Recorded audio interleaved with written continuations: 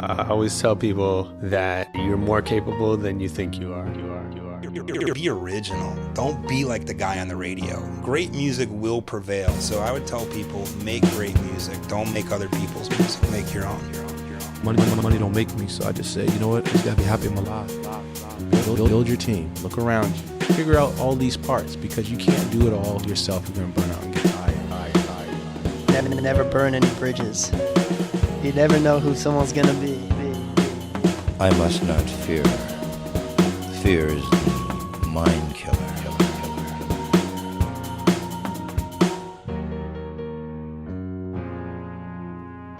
Welcome back, world, to the Indie Playbook presented by Focused Noise. This is your one-stop shop for everything regarding the music business.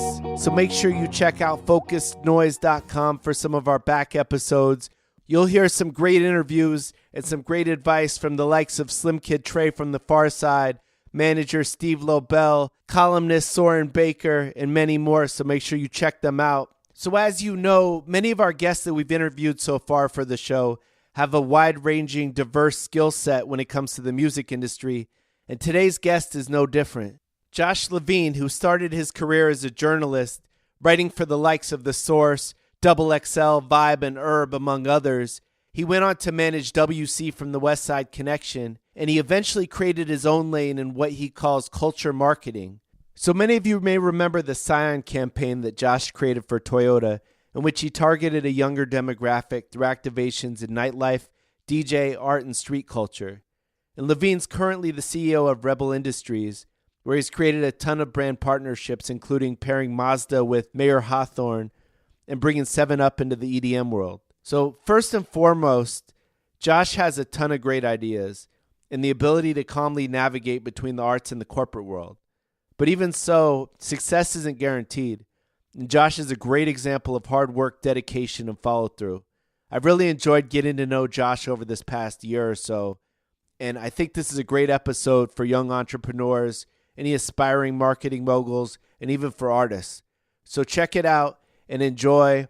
And if you feel what you're listening to, like us on Facebook, facebook.com/the Indie Playbook, or subscribe on the podcast app.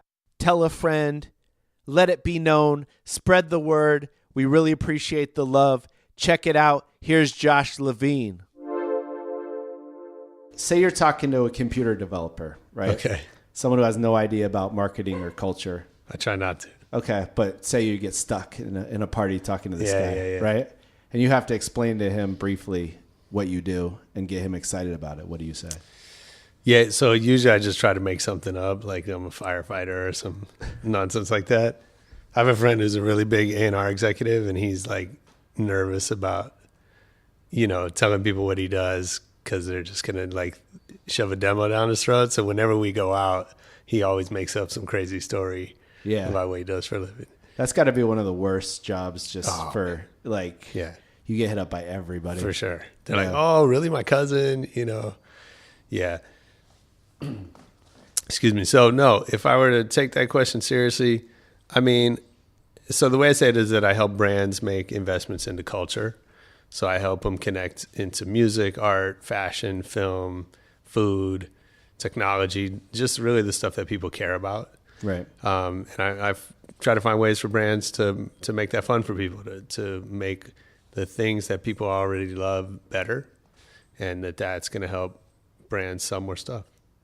Cool. That's easy.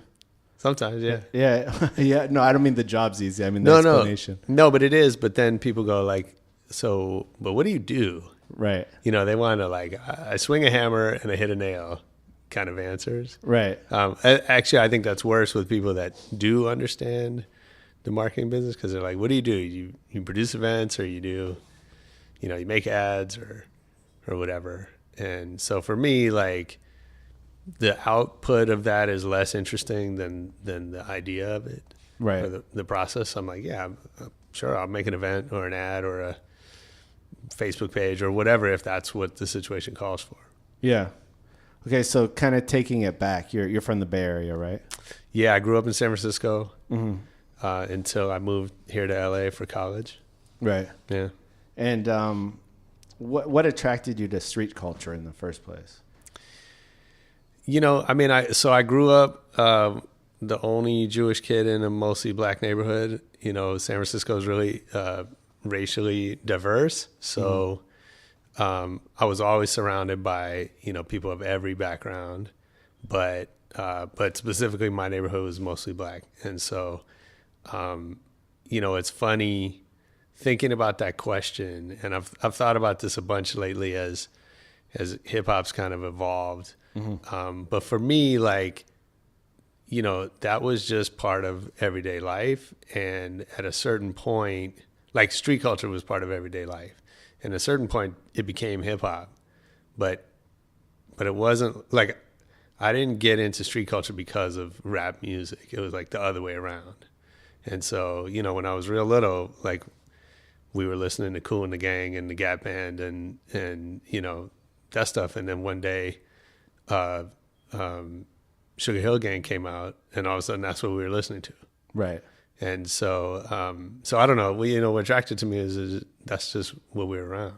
Did you ever try to partake in any of the 4 elements of hip hop? Yeah, I tried to get into breaking. Right. Even before that, like we used to sit in class and just write graffiti. I remember doing that too. Just on our lined paper. And it was mostly like just, we didn't even call it graffiti. It was like cholo writing.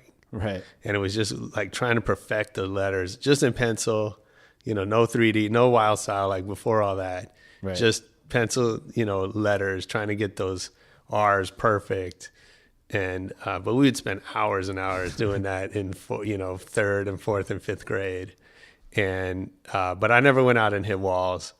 But, I had a lot of friends that did. It just didn't happen for me. So I got into breaking a little bit. I was not very good at it. Right. And I didn't have a lot of confidence. Like I had a great combination of no skill and no confidence. That always works out. Yeah. So it kind of kept me on the sidelines mostly.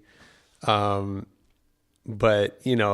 I messed around with DJing a little bit, but, back then, like, no, I knew one guy that had turntables. Right. And I was drawn to it, but, like, not enough to, like, spend every afternoon at his house or anything like that. And, right. And I didn't have any means of getting my own tables or whatever. So, I kind of, like, I would say I, like, checked it all out. I never tried to rap at all. But everything else, like I checked it out, but mostly like, I was like, I'm just going to be a fan of all of this. Right. Right. And then you got into journalism specifically kind of geared towards hip hop, right? Or am I skipping ahead a little bit? No. So, I was going to UCLA. I thought I was going to be like stockbroker or some, I don't know what it was, probably a stockbroker. Right. And so I was living with these football players on campus, and then one of the guys had a friend come over and said, "You should go intern for my friend at Motown Records." And I was like, "Cool. What's an internship?" And I didn't even really know what a record label was. Right. I mean, I was really into music. I knew what Motown was. Like as far as the thing spinning on the center of my turntable, but I had no idea what they did. Yeah. And so she was like, "Oh, you'll get free CDs and you work like 8 hours a week." So I said, "Cool, that sounds awesome. I'll go do that." Cause back then I had like 5 CDs because CDs had just come out. Right. And so, so I went there and, I interned. They gave me this grueling interview to intern at the A&R department. It was these 3 young A&R guys who, they were just really trying to sell me on how I was at the front door of this incredible opportunity. And there were thousands of people that would love to be in my shoes. Right. And I was so unimpressed with that because I didn't know anything about the music business. So I was like, all right, whatever, did I get the job or not? And, and so I started interning there and immediately I loved it.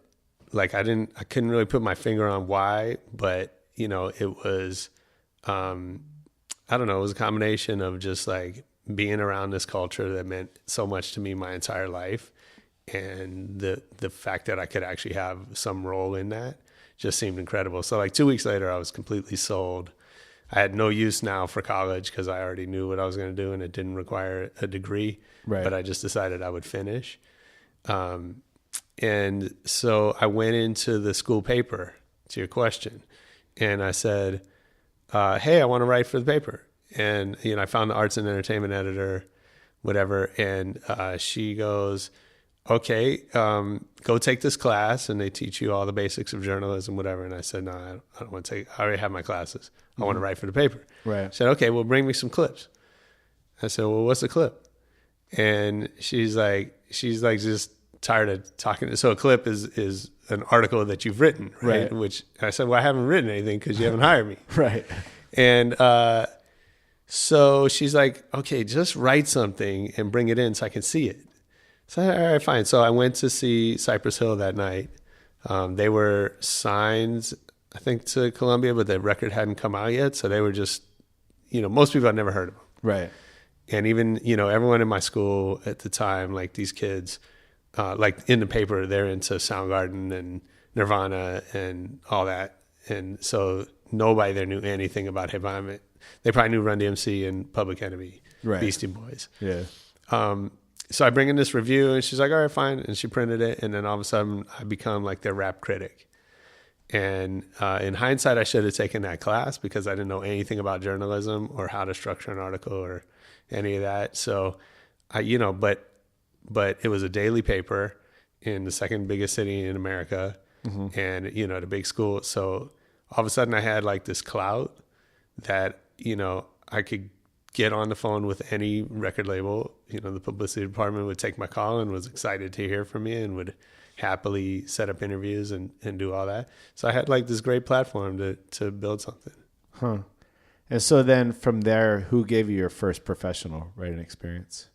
Or professional in quotations. Okay. Well, being paid, I guess. Yeah, that took a really long time. Okay. So anyway, so I started writing all these clips. So after that Cypress, my first day when I was quote unquote hired, I scheduled a phone interview with KRS-One, who was a hero of mine. Right. And, he was in New York, but we spent an hour together on the phone and that was just like the best day of my life. And then I happened to be in the Bay visiting family and I scheduled an in-person interview with Too Short, who was one of my favorite, artists of all time. And I spent like the entire afternoon, like I just didn't leave his house. Yeah. I sat up there in his studio and like we talked all day. And so again, like I thought it was just going to be a cool thing. Actually, I thought like it'd be an easy way to get into shows for free. Right. Being a journalist, and which it was. But like, again, all of a sudden I'm having like the best time of my life. Yeah. You had high goals at the time. Yeah, exactly. Free shows and free CDs. Hey, when you're 19 and broke and music is everything to you, like that means a lot. Right. It's true. So, but at the same time, like hip hop journalism was becoming a thing, right? And so you had all these magazines. You had, you had The Source, right? And you had a bunch of regional magazines, right? So The Bomb out of San Francisco, Straight from the Lip out of San Diego. I don't know. There was a bunch of these, Rap Pages, Rap Sheet. All these like regional hip hop kind of fan zines, or, some of them were a little better than zines, but all of that. So I started writing for all of them because they all needed writers and none of them had any money and I didn't care. I just wanted to be down. Right. And all that. And so I started really building my, my clips and getting to just do as many interviews as I can and meet people and all that. So I built, a great portfolio of all that. I think my first paid piece might have been for Vibe. Mm-hmm.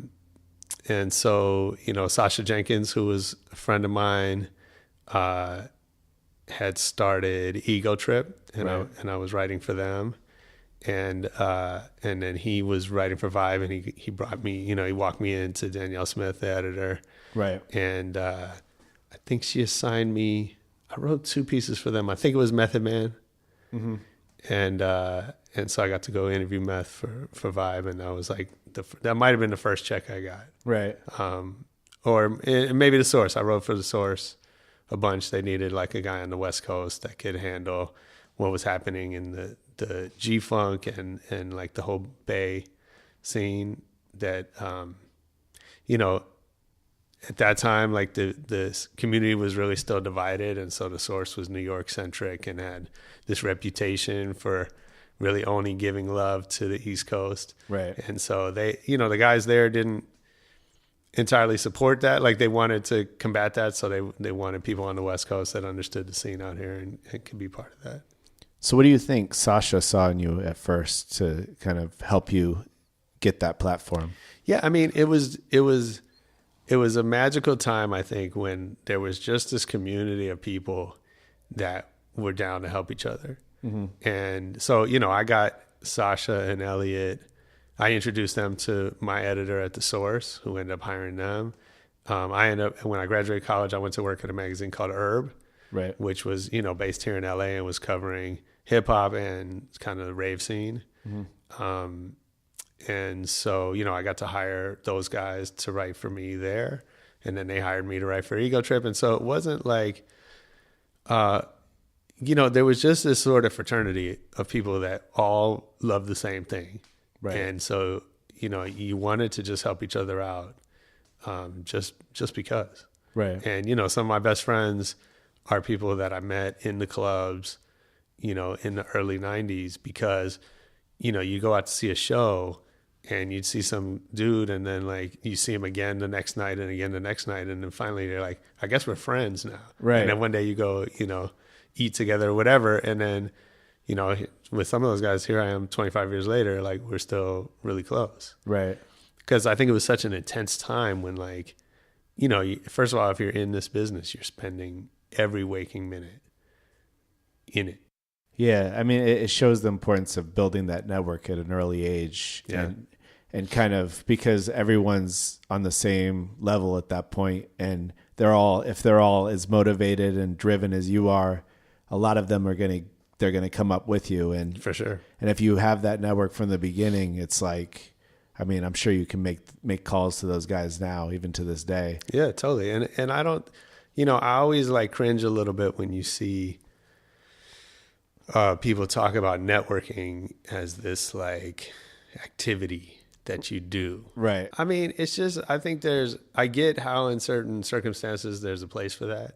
And I think if you're in a business that's not like we're in, if you're in a 9-to-5, you know, traditional business, like there's not really, first of all, you know, there's not a ton of opportunity to go out and connect with people. Right. And there's also not like, you know, if you're in the insurance business, people don't live and breathe insurance.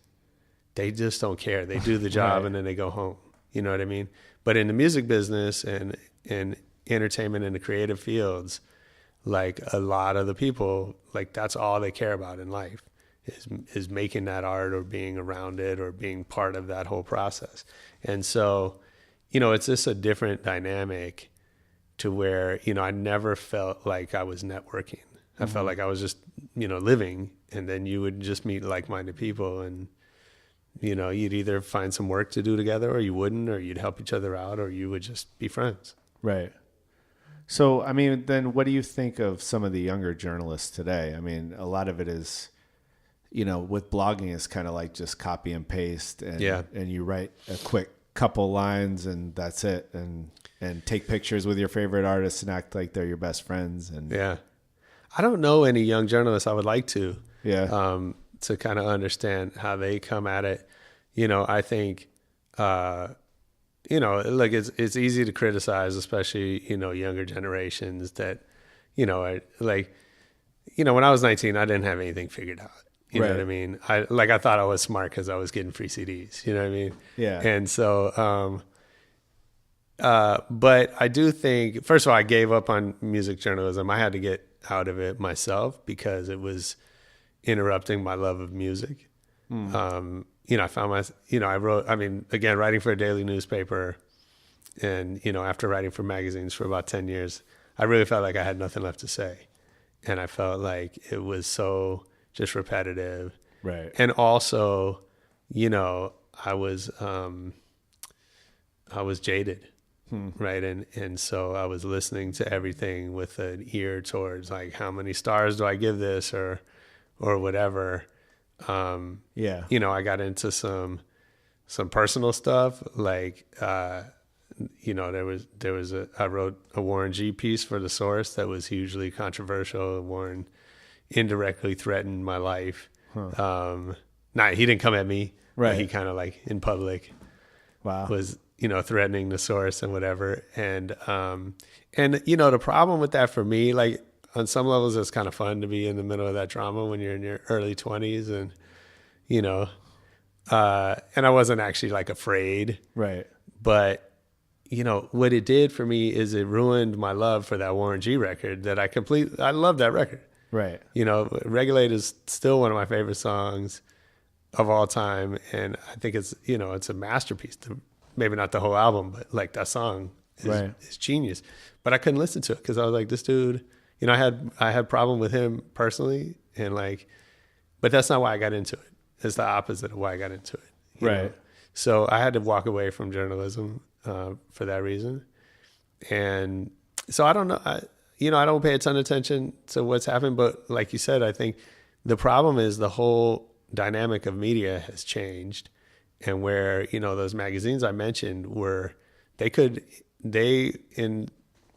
help make or break a record, right? And in some cases, an artist's career. And media just doesn't have that power anymore, right? Because there's so many other ways to find to find stuff. Right. I think they've done, you know, mostly media has done a terrible job of navigating the way that the economics have changed. Sorry, my dog's barking in the background. He doesn't like what I'm saying. No. He disagrees. Yeah. When I speak ill of media, your dogs get upset. I know. She's very pro media. That's right. No, but you know, I mean, like the rug got pulled out from under the media industry. Right. So they're all scrambling to figure out how to pay the bills. And it's not really fair in that environment to expect that they're going to do a really good job of cultural critique when they just can't get their heads on straight. Right.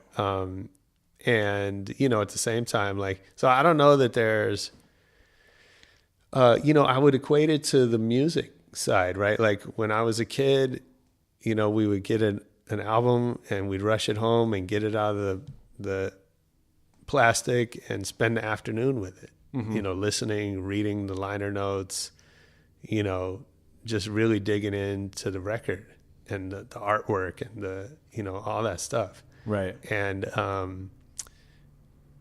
people don't do that now.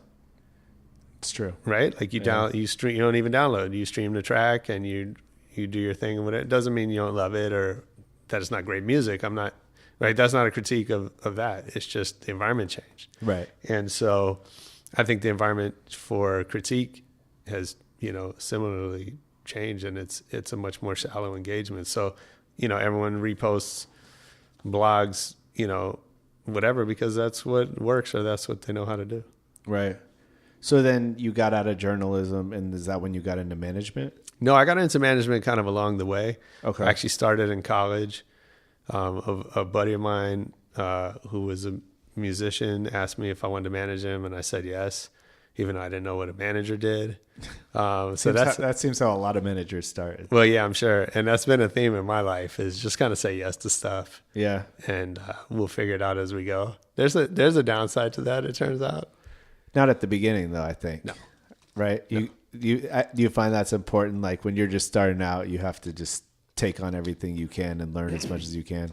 I mean, I to be honest, I kind of still do that. Yeah. So but there is a downside to it, right? Like, you know, luckily that guy didn't really care that much that I didn't bring him any money or whatever, right? But you know, I just kind of learned as I go. So yeah, I started managing this guy, Roy Campanella, whose grandfather was baseball Hall of Famer. Right. And you know, he introduced me to these girls who I started managing. I got them a demo deal with Randy Jackson over at Columbia at the time. That didn't go anywhere, or the demo, they didn't get signed. Right. And then one of the producers on that demo was this guy named Bosco, who was in college at the time. He had some production. I think he produced on Volume 10, if I remember. Maybe something else. Anyway, so, he asked me to start managing him, and I did, and we got my first proper record deal was for Bosco with Atlantic, with Big Beat Atlantic, in like 94. So fresh out of college, while I was still writing, I started managing. Just to kind of go back real quick to journalism before we move on. Yeah. What did you learn about the importance of asking a good question as a journalist that you kind of took on into your life? It took me a long time to kind of figure that out. I think the main thing I learned was to leave room for the answer. Right. Especially because, like I said, I had no journalistic training or, I had no interest in really being a journalist. Not that I didn't respect that, but that's not what I was thinking about. Right. I was thinking about talking to artists that I loved. Yeah. And so, I came at it really 100% wrong from that perspective, right? As far as I wanted to sit across from somebody that I respected and have them like me and have us hit it off and have a relationship, even if that only lasted, for the 30 minutes of the interview, right? That's what was exciting to me. Right. So when I, talking to KRS-One, I don't know, the article was probably terrible, right? But it served my purpose of having spoken to KRS-One. Right. You know what I mean? Yeah. So, over time I learned that you got to let that go and you got to be invested in the conversation enough to ask a question that you care about and then let the person answer it and not jump in or cheer them on or shortcut that process. Right. Yeah. That's kind of one of the things I've learned quickly doing this podcast is just, you kind of have to let them give the answer because even if you feel like you know where they're going, they might completely go a different tangent. And especially it's hard, I think, with rappers because, a lot of, they'll say a lot of you know what I mean? Right. And if you're trying to be cool with them, you go, yeah, I know what you mean. Right. We're on the same page. Good, we can move on. And then the audience, the reader or the listener doesn't know what they mean necessarily. They haven't expounded on it yet. Or even if they do, that's not fun reading. No. You know what I mean? So you got to go, yeah, tell me more. You got to go, no, but you have to actually say it, right? Right. We need it on tape. Makes sense. But yeah, that took me a while to figure out. Yeah. One of the things I could tell kind of by your spirit, and I feel like a lot of us that came up in hip hop culture that were so influenced by it is you develop this DIY type of attitude and you out of necessity learn how to do everything. Yeah. What's the most important thing you learned from hip hop? Well, I think it's to care about why you're doing something. Hip hop for me is about, it's about a community. It's about a certain outlook on the world, much more than it is, a particular sound. Mm-hmm. And so things matter in relation to why you care about them. Right. Does that make sense? Yeah. Okay, so going back into the management side. Yeah. What's the most difficult part of managing a creative person? Creative people. So the difficult part for me is that creative people, and I should say, I had maybe a unique career when I talked to other people in management, in that all of my artists were, acted like grown-ups. You hear these stories about babysitting and crazy artists, and I didn't experience any of that. Right. People were late for everything. That's common in the music business. Yeah.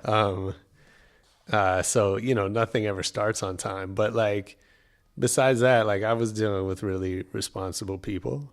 Right. The hard part for me, I think, is that to be a successful artist or a creative person, you have to have a really strong will, a really strong point of view. And so my go-to, my instinct is to follow those people, right? Follow their lead. Mm-hmm. So when somebody comes at me, and this is true kind of, this has been a common thing throughout my life that I've had to figure out, right?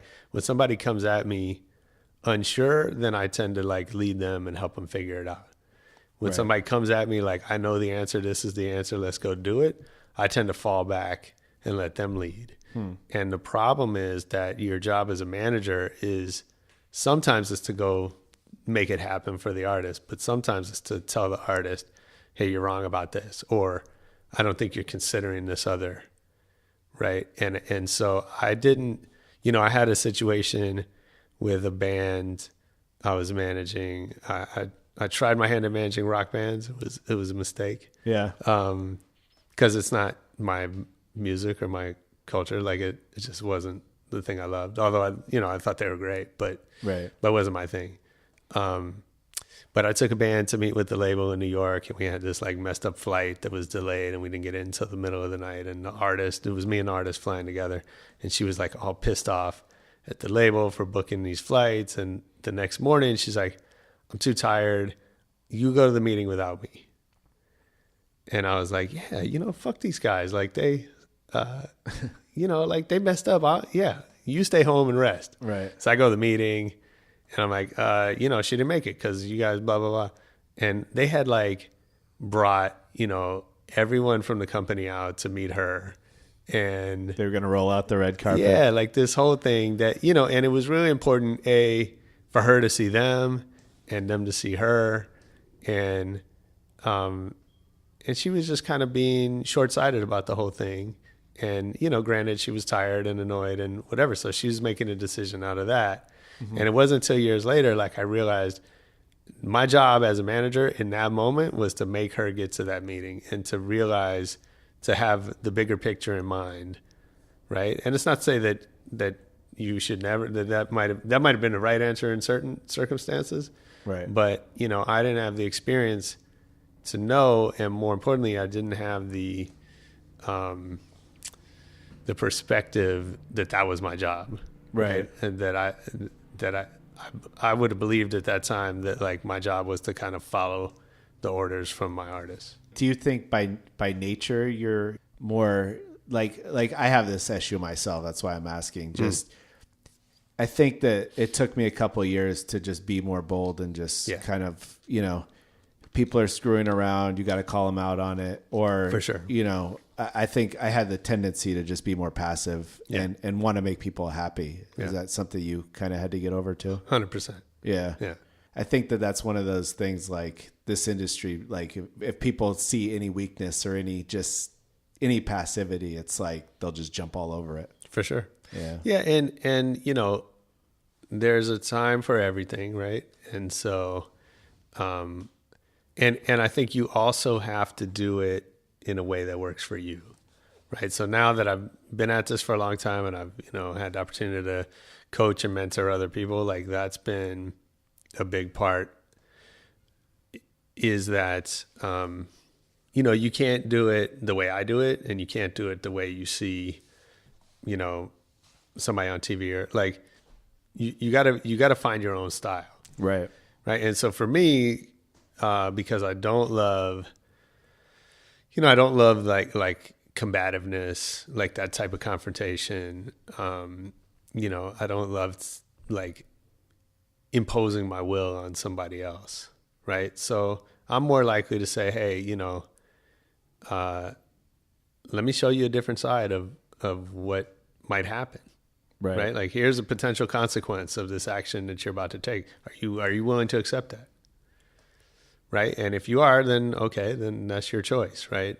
But if you're not, then you should go into it instead of being, bullheaded or overly confident that your way is the only way.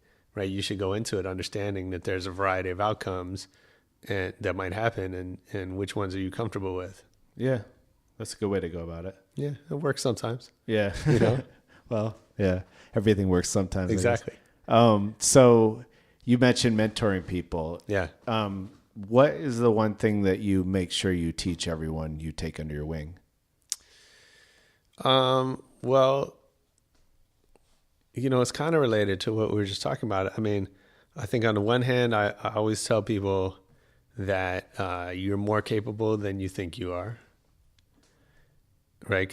And that's not immediately actionable, Right. but it's an important foundation. Because, especially I think young people and, that spirit that I was talking about earlier, that sort of DIY, spirit of at least the early 90s music business. Like, I don't see a lot of that Right. anymore. Yeah. I don't see a lot of like people just feeling like they can take on the world and do anything. I know there's still some of that out there. Yeah. But and for, that's not to say that it's not out there, but I'm just not seeing as much of it. Right.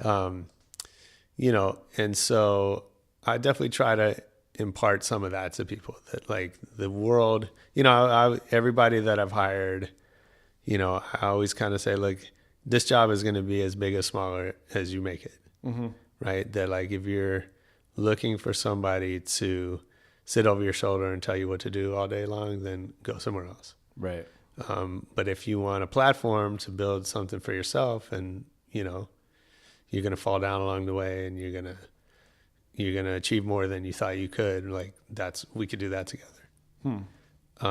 So I think that's kind of the foundation. And then, more tactically, I think it's like, ask more questions, confront the truth, right? So kind of like the same thing I just said, like, I want people saying that to me, right? Is like, if you see me heading for a brick wall, like, it's your job to tell me that there's a brick wall up there, right? And I might not like it, but, I'd much rather that than someone go, oh, you should have turned left back there. Right. That's what drives me crazy. Yeah. Yeah. So, it's that, it's speaking your mind. I found myself now, now I've been at this for a long time, and I find myself in a lot of rooms with powerful business people. And I would describe that as like people that control large budgets and, and work for big companies and have, lots of degrees or pedigree behind their names, whatever. Right. And, I'm often surprised at, when I open my mouth, how much influence I'm able to have over the outcome of the conversation with these people. Like, I think it is real, it's real easy to think like, who am I in this room? Right. You know what I mean? Yeah. But it happens at least a few times a year that I'm in that room and I'm thinking like, and I just say something, and then people go, oh wow, okay, we never thought of that. Right. Let's talk about that. Right. And sometimes it's a minor thing. Sometimes it changes the entire direction of the conversation. Sometimes it leads to business. Sometimes it doesn't. Right. But it's the fact of everybody is looking for leadership. And that's, it's got to be presented in the right way and in the right setting. But everybody's looking for leadership. So that also means everyone can be a leader. Right. So that's what I try to teach people. And so when did you start Rebel? Or when did you start getting into marketing? So I did management for 5 years. It went really well, and then it didn't. And I didn't know the difference. Like, I didn't know what, it just,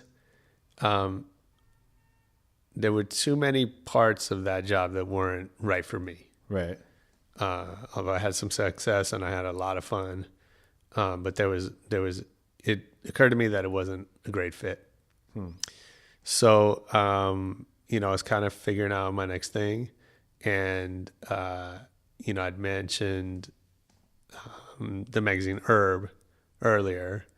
And so, when I left working for them, I still maintained a relationship with them. We became friends. I became friends with the owner, and we did some records together and some other stuff. And so, I had this idea, and I went back to him and I said, hey, let's build a business together. And I'm trying to remember how, it was something like, you got this great magazine. I know how to run street teams and do promotion and that kind of thing. And we can be doing that together. Right. And so like, it was not a really well thought out business plan at that stage. Right. It was just like, let's go make some money and have some fun and do cool stuff. And, we shook hands and we got into business. And so the original idea was that we were going to build a street team company for the magazine because it was really easy to recruit readers of the magazine who loved the magazine and what it was all about. And they'd be down to promote stuff. And then we could sell that street team to clients, so we did that. Our first year, we worked about 20 records. And, so all our clients were record labels. And it was, it was fine. It was a good sort of small business. Right. But it was like a nice little add-on to what he had going. And, we had over that year, we developed a much bigger vision for what that could become. Right. But it started off very just very simple. And in sometime in that first year, we got hit up by somebody at Toyota who, kind of said, hey, we're the Camry is the number one car in America, but we're not good at selling cars to young people. And our bosses told us we had to figure that out. Right. So we need someone to help us. And so we said, yeah, okay, we can do that. And it became this really long conversation. It was about 8 months. And finally, at the end of that process, they had become Scion, had kind of become their youth brand. And they hired us, to sort of be their agency. Right. And so we didn't know we were an agency before that. It was really in our second year that we realized that term sort of applied to us. And partly, frankly, because there were no agencies doing the kind of stuff that we were doing. Right. No, you guys are really visible with that campaign. Yeah. Especially in the DJ world. Yeah. You saw it everywhere. What are you most proud of that campaign? I mean, really the impact I think that we were able to make on culture, right? It was one of our early meetings that, I was doing some dumb salesman talk that, I learned not to do anymore. But I said something about helping them sell cars. And they kind of said, hold on, let me stop you. We don't need you to help us sell cars. We know how to do that. We're Toyota. Right. So we need you to help us build a cool brand. And that, first of all, the wisdom in that statement, right? That just being really clear on what's our role and their role and what's expected out of that. And the confidence that they brought to that conversation, was a game changer. Right. Because it really helped us focus on our work. And so our job was to get a group of people to love and embrace this brand and talk about it, and to, allow that message and the effects of all of that to kind of resonate out to a bigger group. Right. And that's, for anybody that's spent any time studying marketing, that's the opposite of most of the conversations, which is how much more are we going to sell?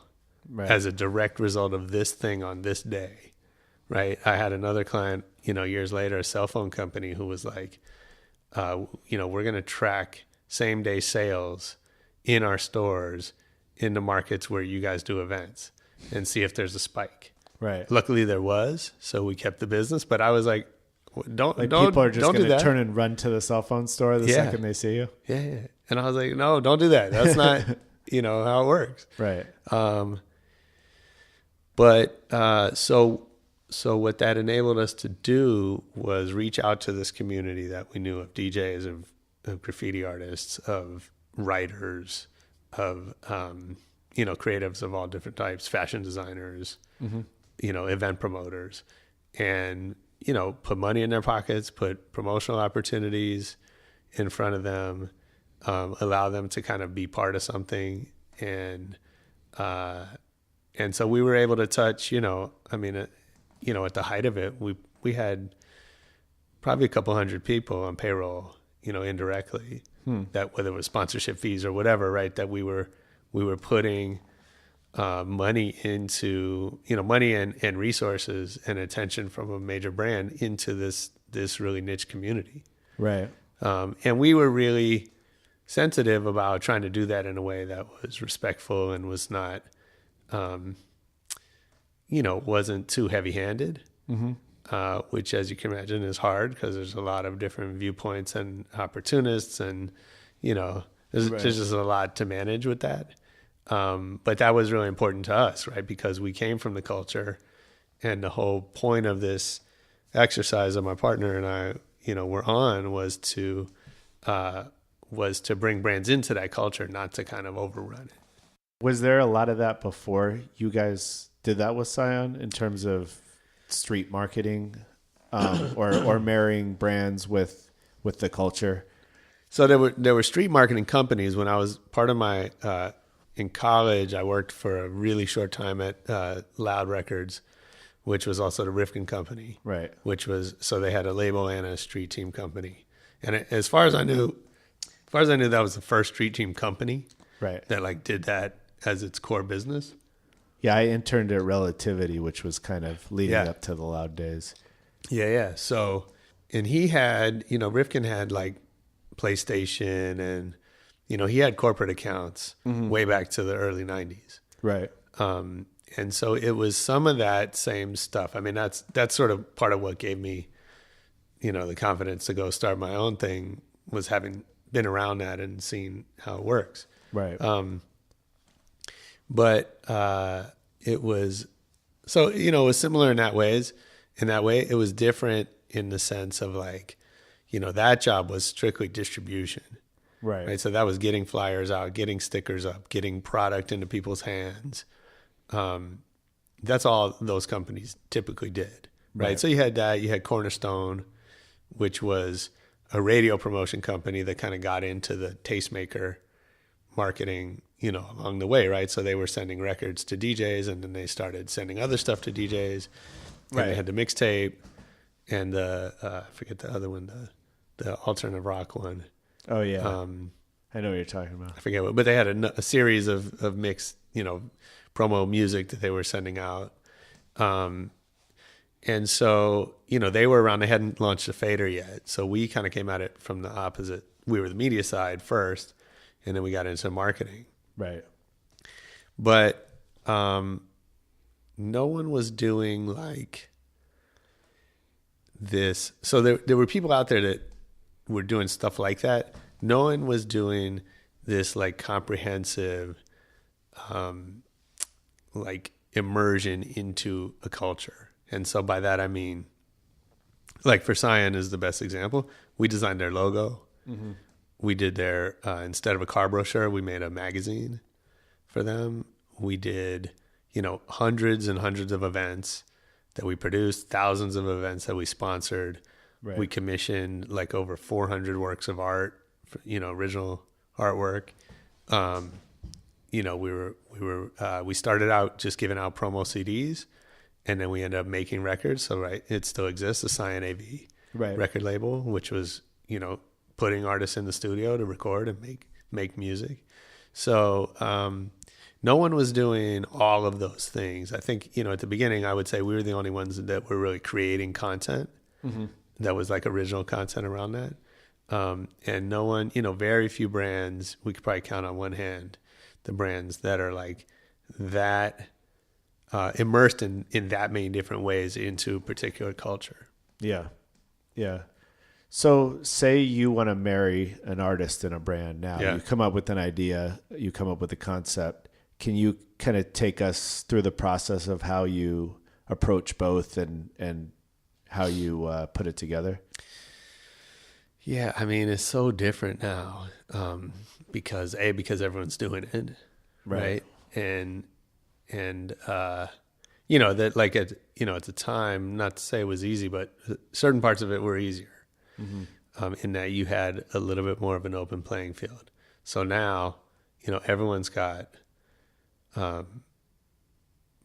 artist has a brand or multiple brands. Every brand has some investment, Right. in music, or they rotate. So they'll get into music and then they decide they hate music and they'll go into whatever sports, and then they come back to music a few years later. And like, there's this whole cycle to it. But, now I think there's all the obvious stuff that I won't bore you with, which is like, do their social audiences line up? Like, the demographics, like stuff that we couldn't do back then. Right. There's that stuff.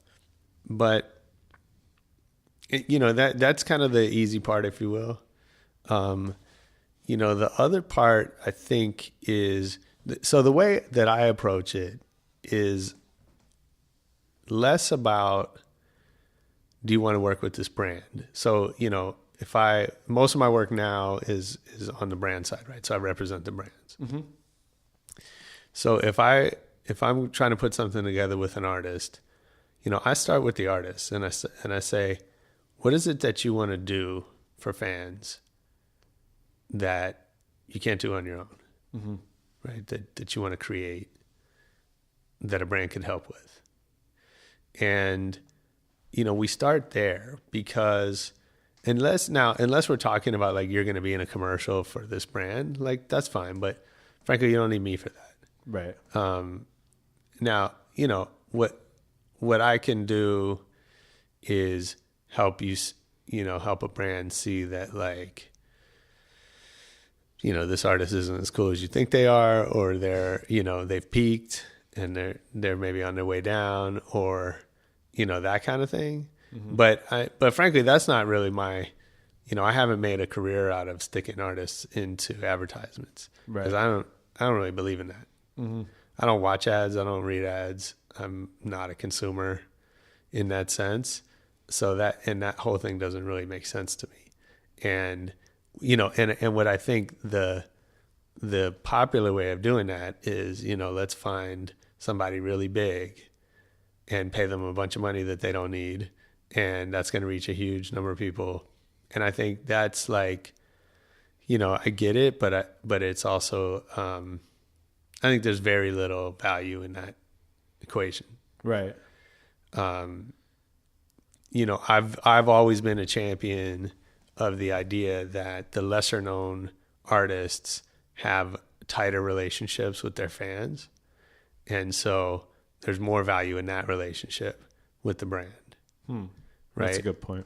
So, I think a good example is more recently, I was working with Mazda. They had their Mazda 2, which is kind of their youth car, and they wanted to do, I actually tried to talk them out of doing music as a platform, because I felt like it was too crowded, the space they were trying to play in. But, that was one perspective, and there were others. So we ended up doing a music thing. And so we ended up working with Mayer Hawthorne.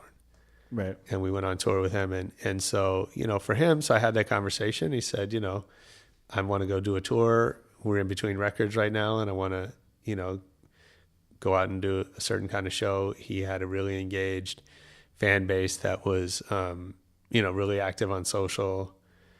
And that was an opportunity for Mazda, because Mazda was kind of late to the social game. So they were trying to play catch up. Right. He was friendly to the brand. I say this like with a little hesitation. He actually drove a Mazda at the time. Mm-hmm. And that meant a lot to the brand. I think probably more than it should have. Because, it's like, I mean, I get it. It sort of validated their choice in him. It's a good story for them to tell internally. Right. And, I think I do think that's part of it, that, again, these people sit on large budgets.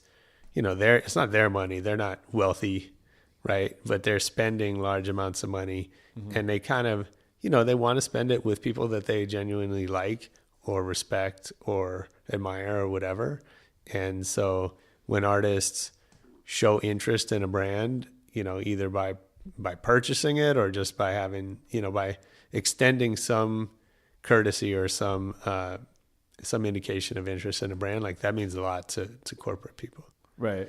So, so we did that, and Mayer was, he had this idea about a food show that he wanted to shoot on the road, Mayer versus Food.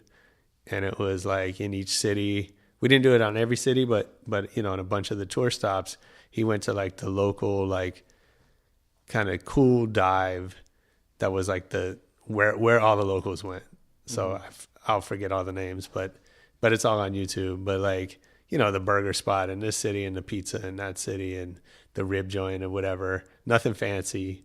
Right. And he went and eat and then we got to do a couple of things. So we got the brand to help support that, with some money and with some promotion. And, I think we might've done a couple of things where like fans could join him, at the restaurant and eat and whatever. So,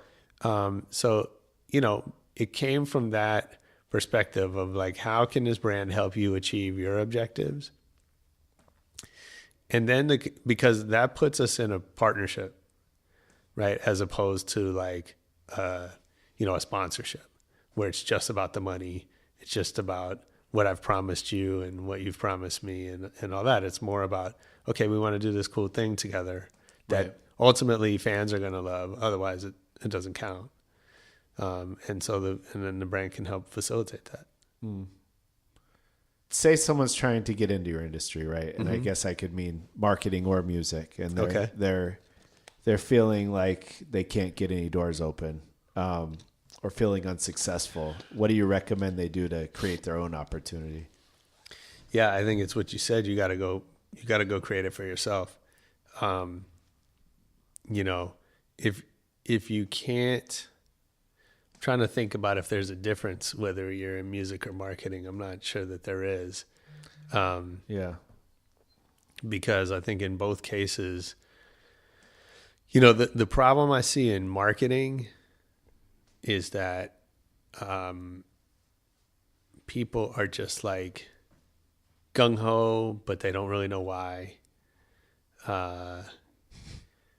They don't have like a, people starting out like tend to lack a strong point of view about marketing, right? So they just want to do stuff. Right. And, I've interviewed so many people for jobs, and like the worst thing you could say to me is, and I always say like, okay, what do you want to do? And people are like, I'll do anything. I just want my foot in the door. Like, you point me in the right direction and I'll do it. And like, I get what they're trying to do, which is to be eager and help out and not, but that's the wrong answer. Right. The answer is like, I love this and I want to do this, and here, and I want to create it and put everything into it. Now I might say, well, that's not what I need.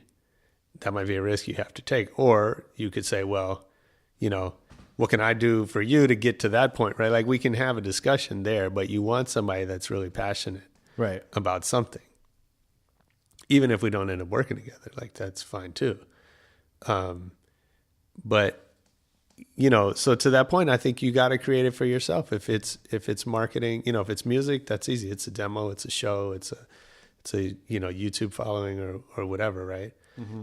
If it's marketing, it's a blog, it's a YouTube show, it's an event series, it's whatever, a t-shirt brand, it could be, there's lots of things that you can go create on your own. But I think, that's what you should be doing. If you're not getting the doors, it's probably because people don't like what you have to say. There's all these books and blogs and whatever that kind of tell you stuff, but it's easy to see when people are saying what they think they're supposed to say. Right. It's easy to tell. Yeah, and that's not to pick on anyone. Like I get it, it's hard, and especially when you're 18, or whatever. I hired a guy, fresh out of college. He was actually still in college, and I met him. Like this guy that worked for us brought him in and was like, you got to meet this guy. He's great. He's coming out of school, whatever. And the guy comes in and he was just like nervous and sweating, and he could barely get the words out. Right. And, you know, I was like, I just don't want to hire this kid. Like he can't speak, you know?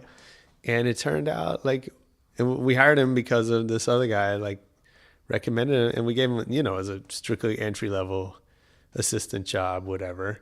And he ended up being amazing. And, you know, he's gone on now to do big things, you know, at big companies. And he's like a player in the marketing business. Right. And now he's, you know, he's a lot more confident, but he's still like super soft spoken. Huh. And, you know, he just like that like, but he wouldn't have gotten hired. Like he almost didn't get hired with us. He definitely wouldn't have gotten hired at a traditional company that's looking for that like firm handshake and the well thought out interview questions. Right. You know what I mean? Yeah. No, that makes sense. And so they, you know, companies like that miss out on really talented people. Right. Right. So you mentioned having been in the room with a lot of heavy hitters. Who's the most successful person you've worked with, in your opinion? And what qualities do they have that you admire? The most successful person. I guess the first one that comes to mind, because I'm sure there are a bunch. Yeah, I mean, you know, the guy that ran Scion at the beginning, he's now like this guy Jim Farley. He's now head of marketing at Ford. Excuse me, at Ford. Mm-hmm. You know, he was like super direct. When he was unhappy about something, he told you, whether it was directed at you or not, right? Like he let you know kind of where you stood. Right. You know, I really respected that. I had, you know, not every client is that way.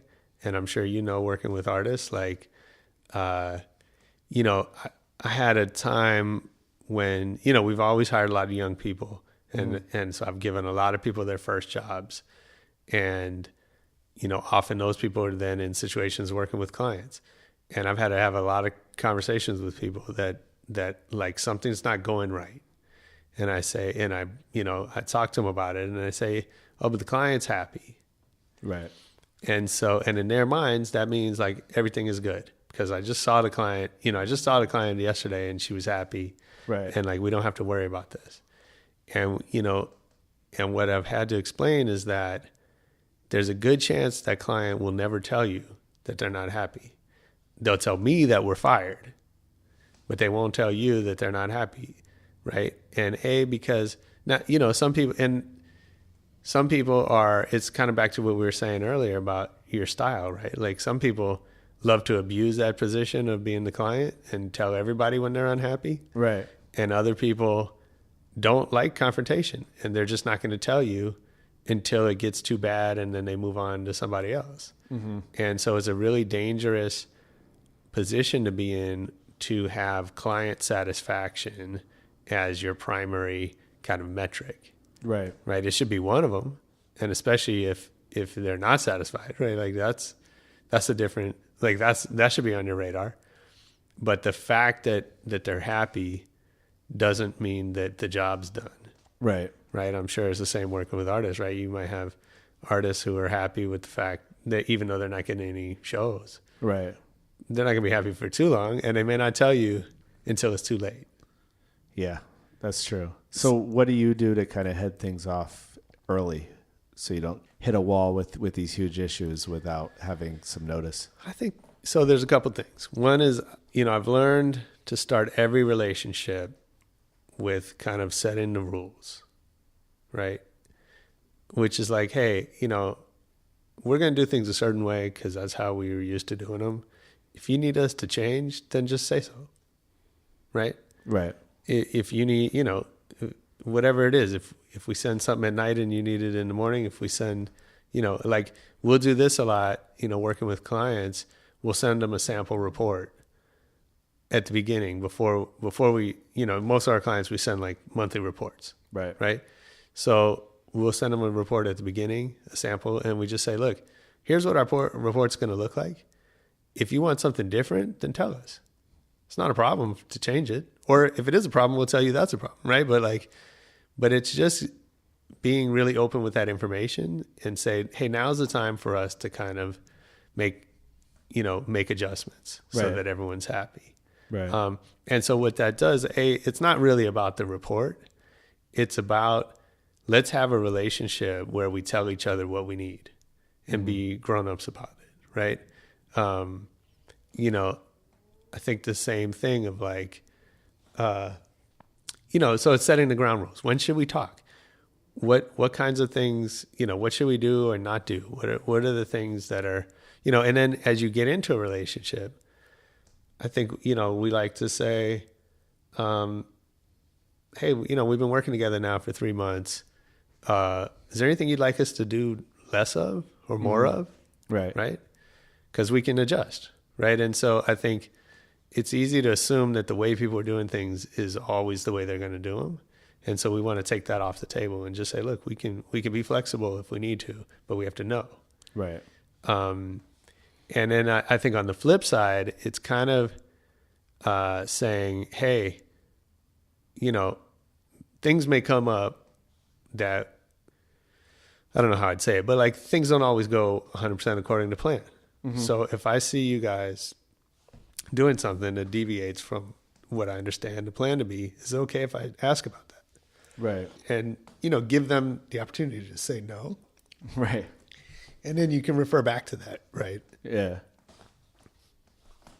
So one of the things I get into briefly in a lot of these interviews is just kind of routines and what works for you and how to stay balanced, with a family and you run a business. And what are some of the things that kind of help you get through the day and maintain your energy and things like that? It's funny because when I started my career, I would have said that I hated routines and like I would have found them kind of stifling.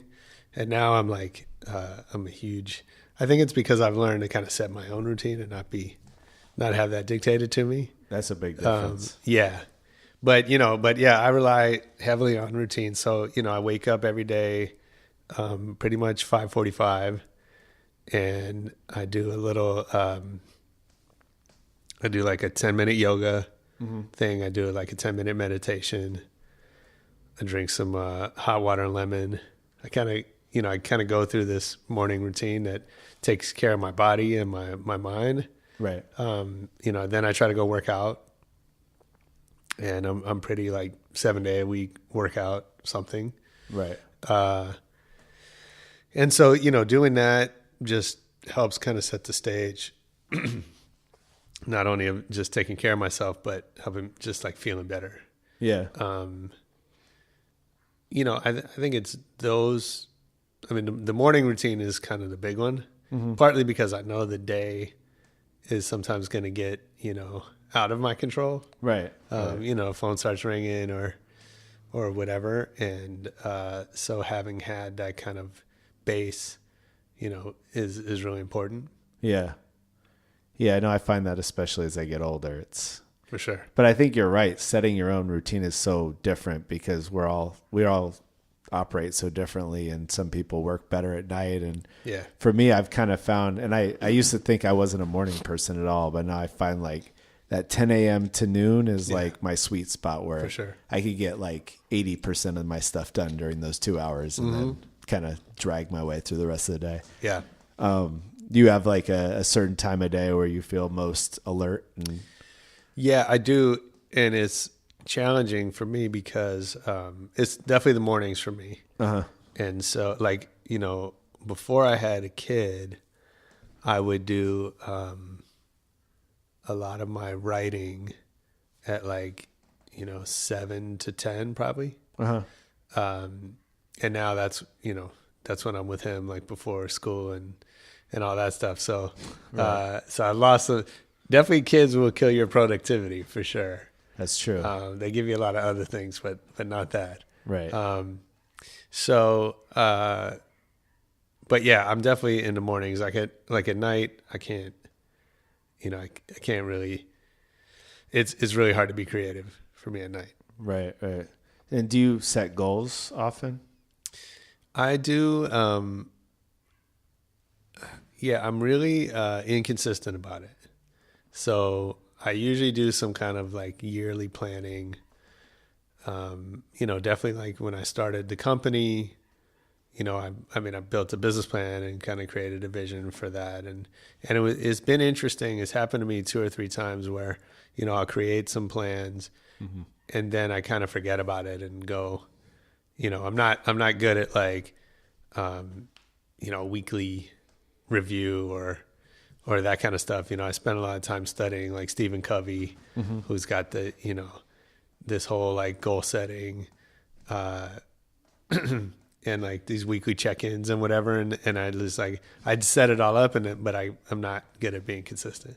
Yeah. But then I'll look back, every once in a while and kind of go, oh, we got like 80% of what was in the plan and some stuff we didn't expect and a couple of things fell short or whatever. So I usually find I'm not that far off. But yeah, it's usually kind of once a year.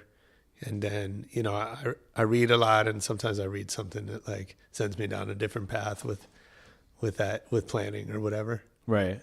Yeah. Can you take us to a time when you've had like a rock bottom moment as an entrepreneur and kind of just what you did to get through it? Yeah. I mean, I've had many. Yeah. Definitely like shutting down my management company was one. I was coming off the biggest year that I'd had, which was, I was managing Dub C, who was part of the Westside Connection. And, they just put out the Westside Connection record, which went platinum, and then, big world tour. And then we made a follow-up solo record that went gold.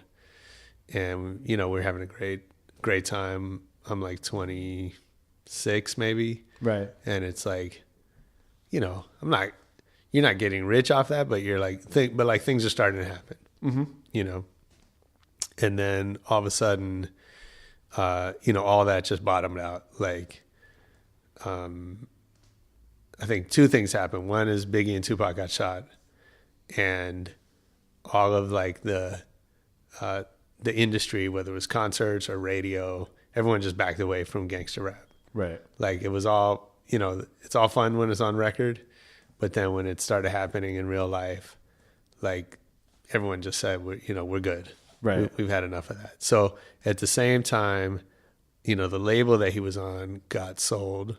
Polygram got bought by Universal and they dropped, 100 artists or more. And so, here we are coming off a gold record, we get dropped, which is great. Like, right. It's a great time to get dropped, except for like, there's this whole thing going on with gangster rap. So, we're basically kind of starting over. And I wasn't, I think I was realizing that management just wasn't my strong suit in that regards. And so, we parted ways. I wasn't bringing a lot to the table. Mm-hmm. And I definitely didn't have an idea for like to figure out how to help him out of that situation. Right. So, and it was kind of, the rest of my clients, nobody was really doing anything. So my management career kind of was over. I could start over and try to go sign a bunch more artists, but I didn't really have the heart for it. Mm-hmm. So all of a sudden I'm looking at, 0 income and just not really sure, what the next thing was.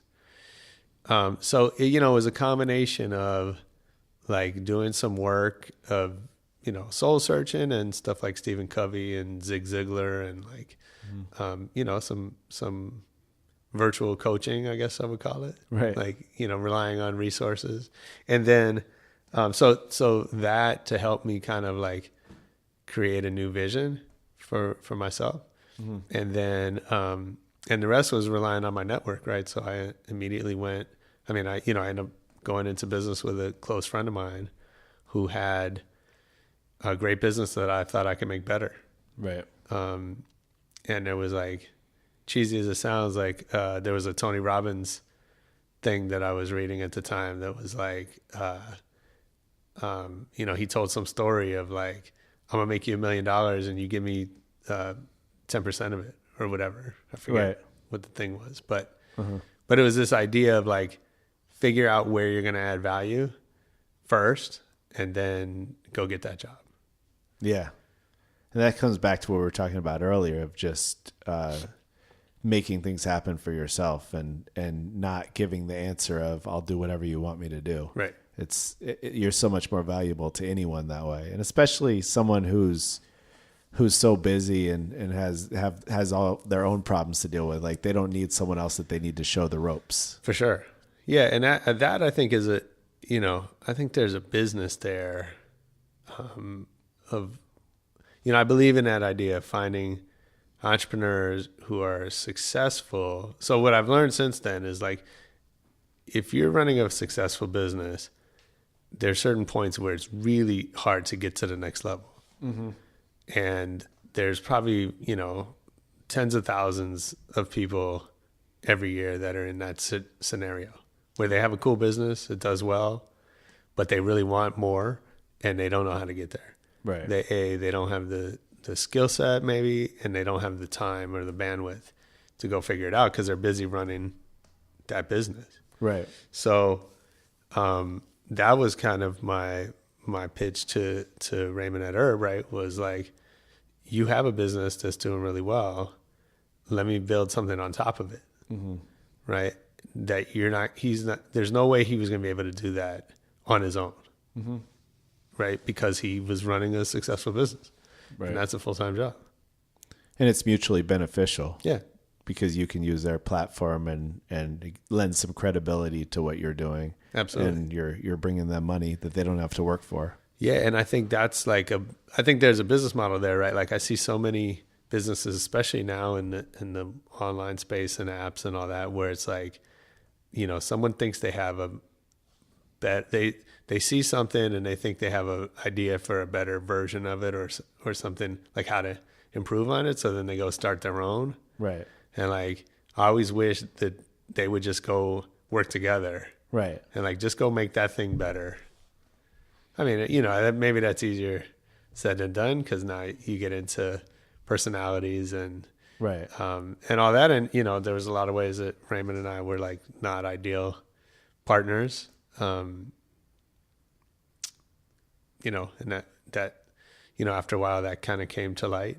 Right. But at the same time, it was a great, it's a great premise to build success on top of success. Right. No, it's true. And then when did you start Rebel Radio? So last June, so a year and a half. Okay. And how many episodes up to this point? I think we're coming up on 90. Okay. It'll probably be once a week. 100 by the time I finally air. Yeah, some of mine.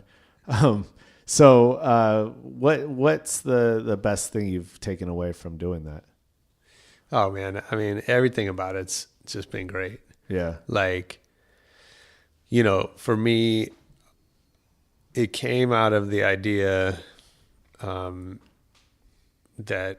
now I spend so much time with marketing people some of whom are great, but like, that's not really what I got into it for.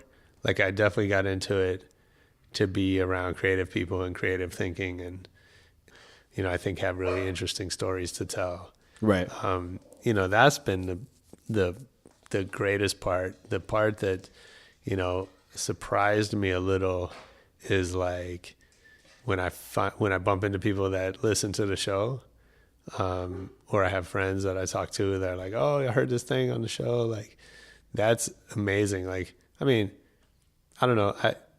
I'm always a little disconnected from the creation, right? So it always like surprises me when actually somebody experienced it. And I remember having that same experience when I was a journalist. Like, people would, sometimes my picture was in the paper and people would see me on campus and be like, oh, I read your thing. I'm like, you read my, like, why would you do that?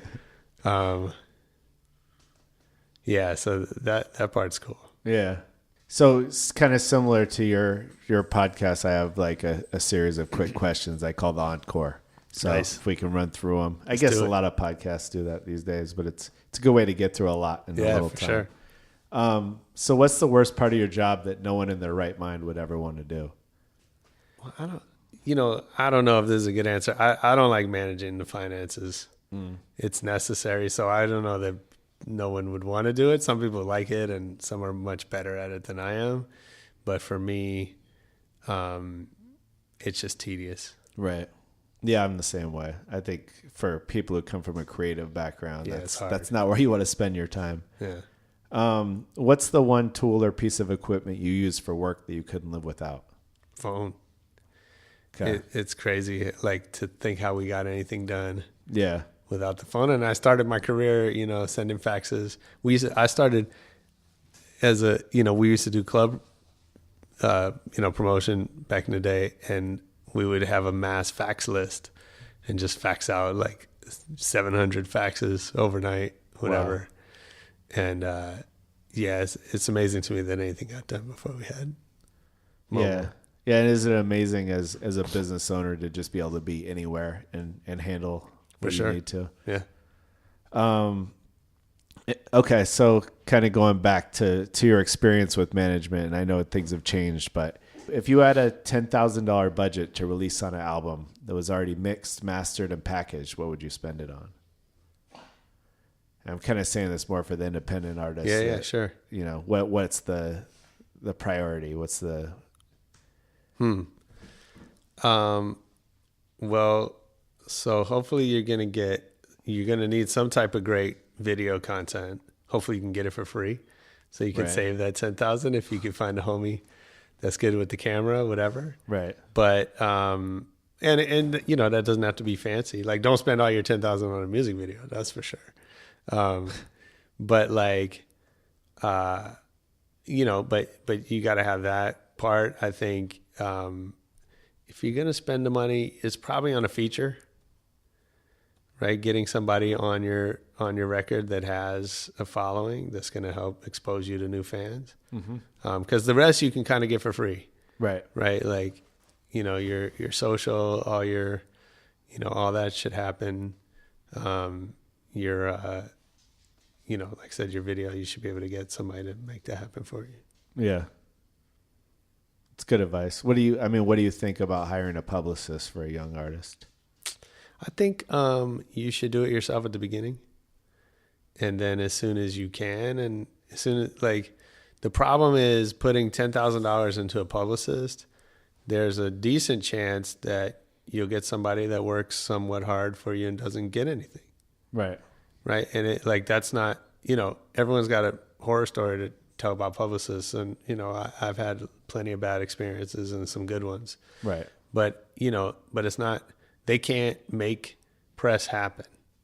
They can try. Some of them don't try very hard. Right. But even the best ones, like, they can't guarantee you anything. So I definitely wouldn't put my last $10,000 into something that could potentially have a result of zero.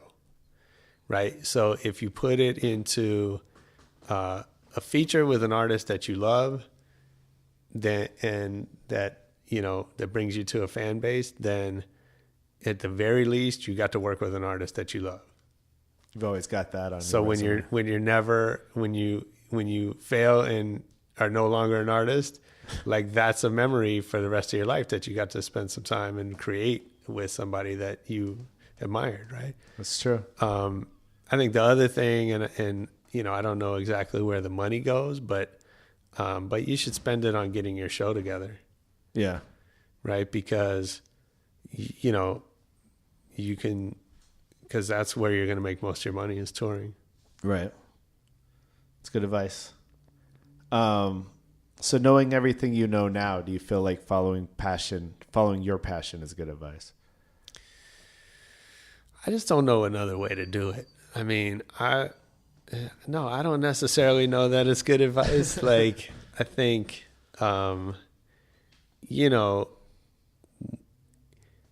we like to think that we're supposed to make money off our passions. I'm not sure that's true. Right.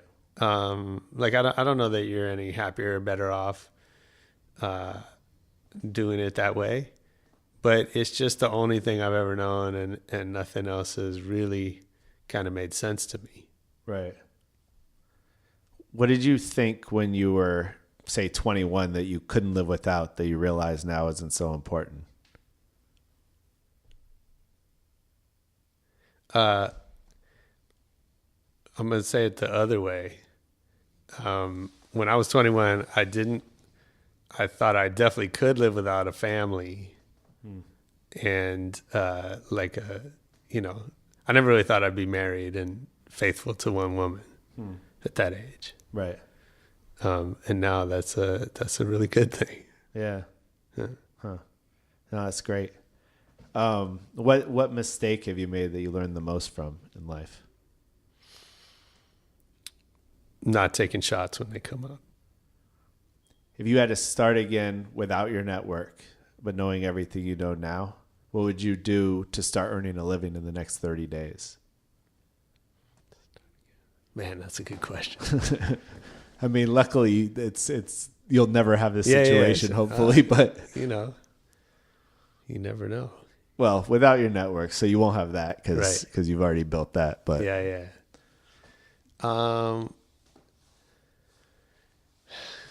What would I do? I don't know. You want me to move on? And yeah, all right. I don't know for that. All right, that's how much I need my network. Yeah. So I wrote this question a while ago, and now it seems like it might be happening. But if an evil dictator took over the world and banned all art, but allowed each person to keep one album and one book, what would you choose? Such a great question. If I had to keep one album, it's probably Bob Marley Legend. Mm-hmm. There's a lot of records I would miss. Yeah. It's a tough one. It is a tough one. But that is the best of the best for him. Yeah. Yeah. And yeah, so it's sort of cheating because it's the greatest hits. Yeah. But yeah, that would be the one. The book, I mean, it might be the 7 Habits. It's not that much fun to read, though. But it's a good reminder. Yeah. Right. Especially if you're living in a world without art. Right. You're going to need to figure out how to survive, That's a good point. Yeah. What excites you most about your life right now? Spending time with my son and watching him grow. Yeah. Just the questions that he asks and the curiosity that he has for the world. Yeah. What's one thing that they didn't teach you in school that you make sure to teach him? Oh, there's so much. Or even beyond school. What's one thing that your parents never taught you, school never taught you, but you kind of learned growing up that you're like, my son needs to know this at an early age? That he's... Well, no, my parents taught me that, that he's capable of figuring stuff out for himself. I had a tough one with my son. With that, I took too long, I think, to, I just kind of babied him for too long. And then it's now I have to really step back and catch myself. Let me ask you a question. Okay, go ahead. What has surprised you most about your parenting style? That I think that I've made so many mistakes that now I'm kind of learning that I went about it wrong. And like I said, I was kind of in one way I was like a helicopter dad. I didn't want anything bad to happen to him. And I just didn't let him make his own mistakes. Yeah. And I think if I would have done that, he just wouldn't be as afraid of making mistakes. And now it's we have an issue where I'll ask him a question and he'll say, or he won't know the answer, and I'll tell him the answer and he'll be like, oh, that's what I was going to say. And I'm like, yeah. What is it? It doesn't matter that you don't know it now. They all say that. Right. But it I guess it frustrates me as a parent because I don't want him to have that attitude in life. I want him to feel like it's okay if I don't know it. I'm going to fail and I got to get back up and I'm going to fail again.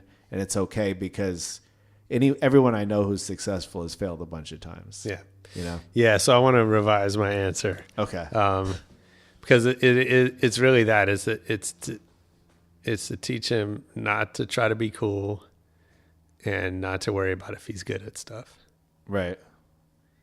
Yeah, I like that too. My son will sometimes say, like, you know, I'm not good at that, as a reason for not doing it.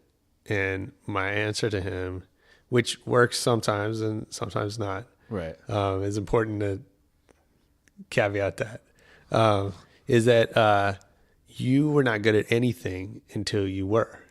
Right. And I'll tell him, like, I remember when you couldn't walk. I remember when you couldn't even sit up in a chair. That was too hard for you. Right. And what if you had told yourself then, I can't sit up in a chair, so I'm never going to try. Yeah. Right? You couldn't eat. You couldn't do anything. And now look at you, right? You can walk and you can do all this stuff that back then was way too hard. So you have to carry that thinking with you throughout your life. That's great advice. Sometimes it works. Yeah. Sometimes well, not. I mean, if you get 50%, that's pretty good. If you could send a 140 character tweet to everyone in the world that everyone would see, what would it say? Shut the fuck up. That might be a good one. Yeah, I mean, it's some version of that. Like, you know, thank you for sharing your opinion. We don't care. Right. No, I like that. Yeah, I think that's pretty much it. That was all the questions. But It's a dope interview. I appreciate it. Thanks for coming through. And Thanks, man. Yeah, I really appreciate it. Right on. Where can people find you online? Yeah, so you can find Rebel Radio on iTunes, on SoundCloud, and you can find it's at Rebel Radio Net on Twitter, Rebel Radio on Facebook, and we have a YouTube page, Rebel Radio. And then me personally, you can find at J Levine on Twitter, Instagram. That's about it. Perfect. Cool. Thanks so much. Thanks, Appreciate it. All right. Thanks again for tuning in to the Indie Playbook, presented by Focused Noise. And again, if you like what you hear, make sure you subscribe on the podcast app. Give us a good rating. We'd really appreciate it. And we will talk to you next week. Peace.